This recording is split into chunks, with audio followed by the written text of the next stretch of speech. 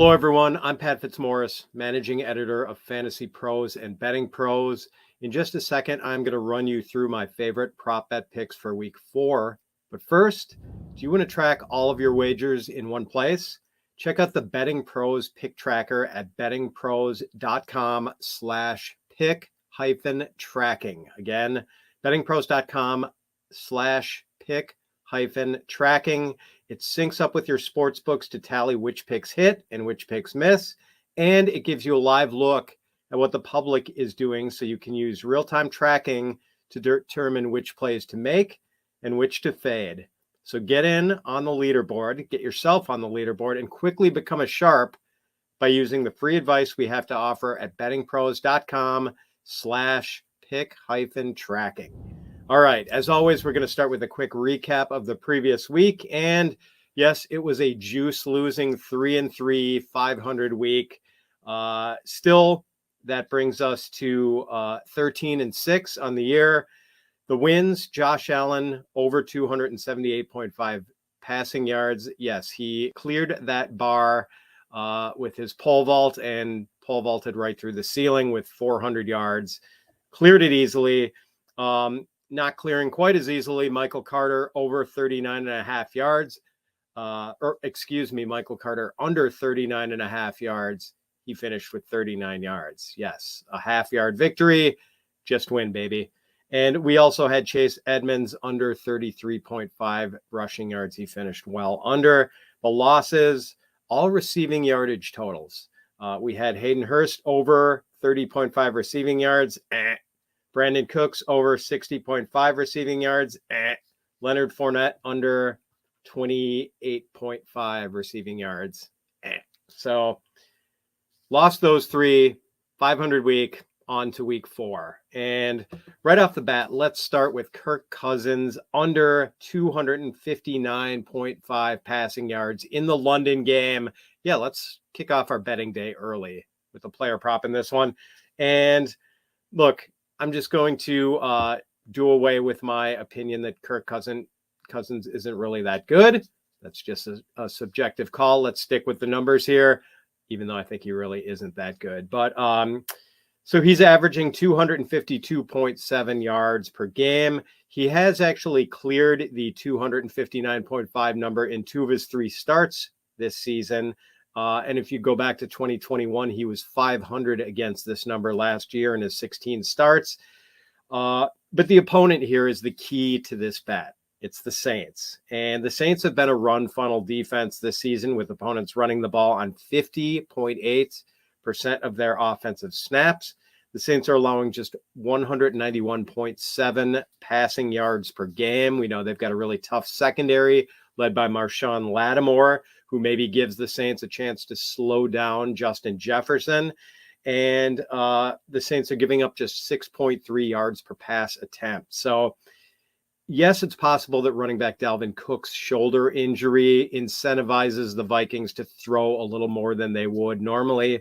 But on the other hand, we don't know if Jameis Winston is going to play in this game for the Saints. And if he doesn't, if the Saints have to turn to backup quarterback Andy Dalton, then we are likely not going to see a shootout in this game, and that probably helps hold down Kirk Cousins' passing yardage total. I think this is a pretty good percentage play. Cousins under 259.5 yards. So let's move on to another passing yardage total. Josh Allen, again, over 284.5 passing yards. After winning last week, we're getting right back on that horse. And I mean, frankly, this one kind of seems like an easy over for Josh Allen. He threw for 400 yards again against the Dolphins last week. We'll just remind you of that. Although, yes, that was largely because the Bills ran 92 plays on offense. That is a lot of plays, most of them while trailing. So they were throwing a lot. But still, Josh Allen has not thrown for fewer than 297 yards in any of his 3 starts this season. And in 2 of those games, the Bills won in something close to blowout fashion. So he didn't even need to stomp the gas pedal in those games. And yet he still was either above or very close to 300 yards in both of those games. So now he is facing a pass funnel Baltimore Ravens defense. Opponents have thrown against the Ravens on a league high 70.1% of their offensive snaps. The Ravens have given up an average of 366.3 passing yards per game. Yes, one of those was a freak Tua Tagovailoa game where he threw for 461 yards against them. But even if you discount that one, in their other two games, the Ravens have allowed 297 passing yards and 302 passing yards. So their pass defense is kind of a sieve right now, and they're going up against the best quarterback in the league. We like Josh Allen over 284.5 passing yards. I generally do not like touchdown props for quarterbacks, but I'm going to bet Derek Carr under 1.5 TD passes this week. This is a bet that gives you plus 105 on your money. And Carr has thrown 2 touchdown passes in each of his 3 games so far. So we would be 0-3 making this bet against Carr this season. But he just hasn't really been a prolific TD scorer throughout his career. In 130 career starts, he's averaged 1.53 touchdown passes, and he is up against a Bronco defense this week that has only allowed 3 touchdown passes in 3 games this year. Also, in 15 career starts against the Broncos, Carr has only thrown multiple touchdown passes 5 times. So just 1/3 of his starts have produced more than 1 touchdown pass against the Broncos. I like Carr under 1.5 touchdown passes. J.K. Dobbins, under 38.5 rushing yards. The Ravens really handled Dobbins with kid gloves last week in his first game back from a torn ACL. They gave him 27 snaps and 8 carries in their week 3 win over the Patriots. Dobbins turned those 8 carries into just 23 rushing yards. So it's kind of hard to see the Ravens really ramping up that workload. Something topping out at 10 or 12 carries is probably more realistic.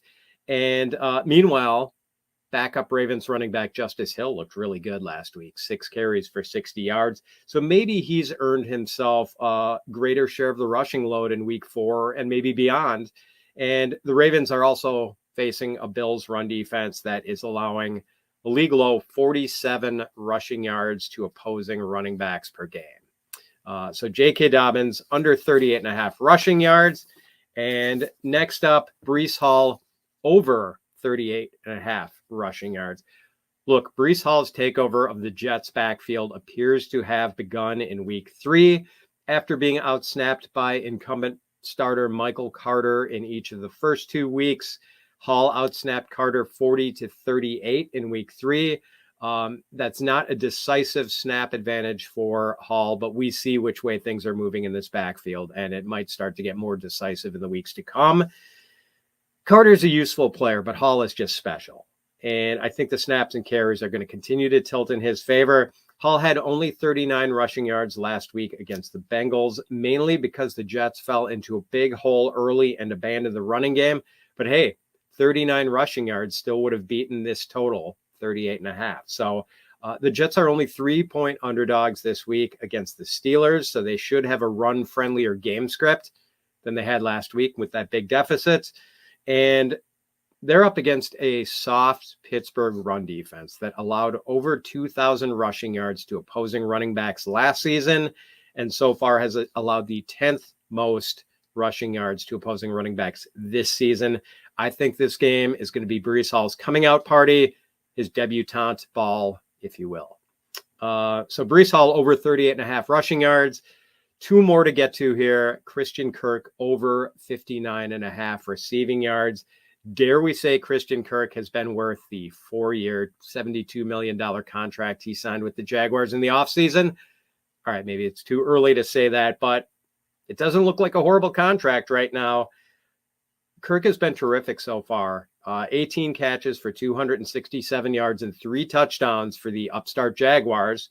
He's had 6 receptions in all 3 of his games so far. He's averaging 9 targets and 89 receiving yards per game, and he is 3 for 3 in clearing this number this year. Kirk has been lined up in the slot for a majority of his snaps this season, and that's a good thing against the Eagles, who are the Jaguars' opponents this week. The Eagles have an excellent pair of outside cornerbacks in Darius Slay and James Bradbury, and by lining up in the slot, Christian Kirk is going to avoid those guys on most of his snaps. So Christian Kirk over 59.5 receiving yards. Finally, Amari Cooper over 59.5 receiving yards. We like Kirk and Amari Cooper to clear this number. After a quiet 3 catches for 17 yards in week 1, Cooper has posted 101 receiving yards in both games since. He saw 10 targets in week 2, 11 targets in week 3, and he has racked up 16 receptions over this most recent 2-game span. Cooper should continue to earn a big target share in Cleveland, which has few, if any, other credible wide receivers on the roster. And this week, Cooper is going to be facing an Atlanta pass defense that does have 2 pretty good outside cornerbacks in A.J. Terrell and Casey Hayward. But nevertheless, the Falcons are allowing 195 receiving yards per game to opposing wide receivers. I think Cooper, with his alpha receiving role in the Cleveland offense and going up against a shaky Atlanta pass defense, I think he clears 59.5 yards. That's it for this week's prop bets. Good luck to all of you in week 4 with all your wagers. We'll see you again next week.